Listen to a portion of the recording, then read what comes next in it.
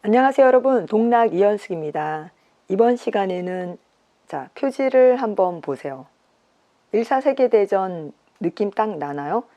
1차 세계대전 군복 자체가 1차 세계대전이고요. 두 군인이 화학 무기에 대한 마스크입니다. 한쪽 병사는 독일군이고 한쪽 병사는 연합군 혹은 영국군일 수도 있겠네요. 여전히 장총의 끝에는 칼이 달려 있습니다. 이번 시간에 여러분과 함께 이야기 나눠볼 책은 전쟁은 어떻게 과학을 이용했는가예요. 전쟁이 과학을 이용했을까요? 과학이 전쟁을 이용했을까요? 글쎄요, 읽다 보면 차츰차츰 헷갈려지기 시작하는데요. 재미있었던 것 중에 고대 파트에서는 전염병을 처음으로 이용한 몽골 군인들의 이야기가 재미있었습니다. 흑사병 아시죠? 패스트. 원래 이제 유목민족들 사이에서는 흔하게 있었던 전염병인데, 유목민족들의 특징은 인구수가 적고 이동을 하기 때문에 대량으로 한 번에 발생하지를 않았었죠. 그러한 흑사병이 유럽으로 전달이 되면서 유럽은 그 당시에 이제 도시라는 게 형성이 돼서 도시에 많은 노동자와 상공인들, 귀족들이 모여 사는 집단 생활이라는 걸 하게 됩니다. 그래서 몽골에서부터 시작된 흑사병이 유럽으로 전달됐을 때는 여러분이 알다시피 그 공포의 흑사병으로 수많은 사람을 일시에 한 번에 죽음의 세계로 몰아넣는 공포의 병이 됩니다. 그 병의 첫 시작은 실크로드에서 시작이 되죠. 1347년에 몽골군이 크림 반도 남쪽 해안에 위치한 카파, 제노바 무역항을 포위 공격합니다. 카파라는 이 지역은 무역항이에요. 그러니까 이탈리아 제노바의 일종의 무역 식민지라고 생각하시면 돼요.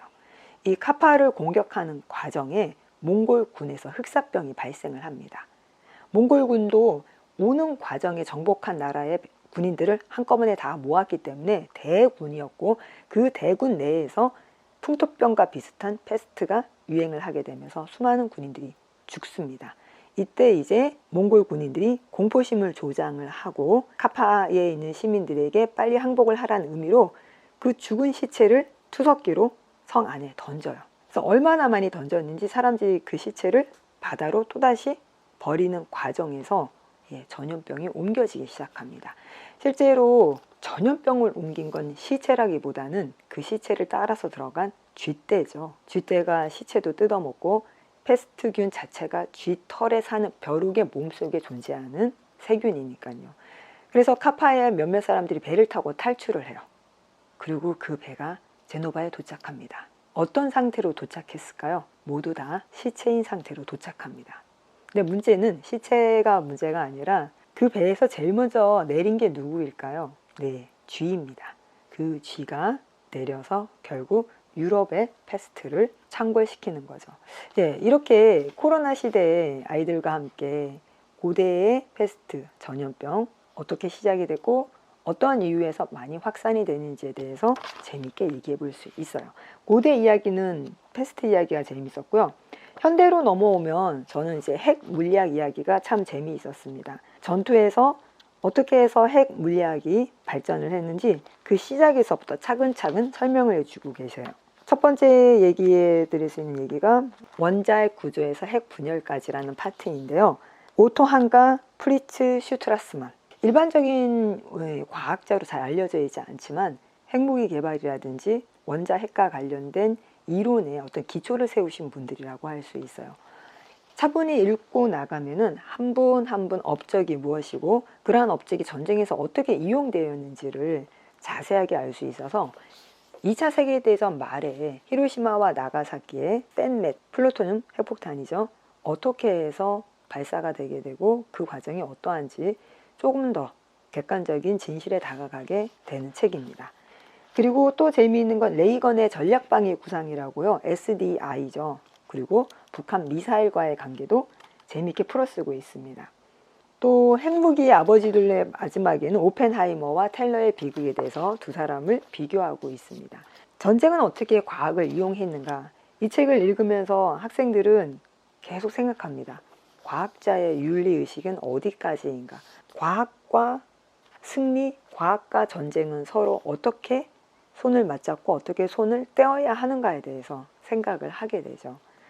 국가가 부르니까 국가의 부름에 전쟁에 이기기 위해서 수단과 방법을 가리지 않는 것이 정말 과학자의 명분인가? 그러한 질문에 조금은 진지하게 다양한 사건을 제시하고 생각할 수 있는 기회를 주는 책이 바로 전쟁은 어떻게 과학을 이용했는가입니다. 이 부분에 이런 얘기가 나와요. 2006년 12월 시리아 원자력위원회 위원장 이브라힘 오스만이 런던 켄싱턴의 한 호텔에 가명으로 머물다 잠깐 호텔 밖으로 쇼핑하러 나간 사이 이스라엘 정보국 요원이 잠입해 그의 노트북에 트로이 목마를 설치했다. 그 중에는 시리아의 알키바 핵시설의 설계도 등 수백 장이 들어있었다. 2007년 이스라엘의 공습이 있던 때 시리아는 강력한 방공망을 갖추고 있었다. 시리아는 전자방해 전파로부터 영향을 받지 않은 최첨단 러시아제 레이더망 판치르 S1을 보유했고 직전에는 이동식 지대공 미사일을 실전 배치해 중요 시설들을 보호하고 있었다. 더구나 이스라엘 공격기들은 레이더에 탐지되지 않는 스텔스 폭격기들이 아닌데도 시리아 방공망은 작동하지 않았다. 왜 그랬을까? 당연히 의문이 들 수밖에 없다. 이스라엘 공격기들은 공격 기간 동안 시리아의 레이더망을 속이는 전자파 공격을 이용하여 레이더 기지를 무용지물로 만든 것이다. 적기가 근접해 오는 동안 빈 하늘만 보여주고 있는 레이더 스크린을 상상해 봐라. 라고 해서 가장 최근의 이야기, 이란의 핵 개발 과학자 이스라엘 모사드에 의해서 암살이 되죠.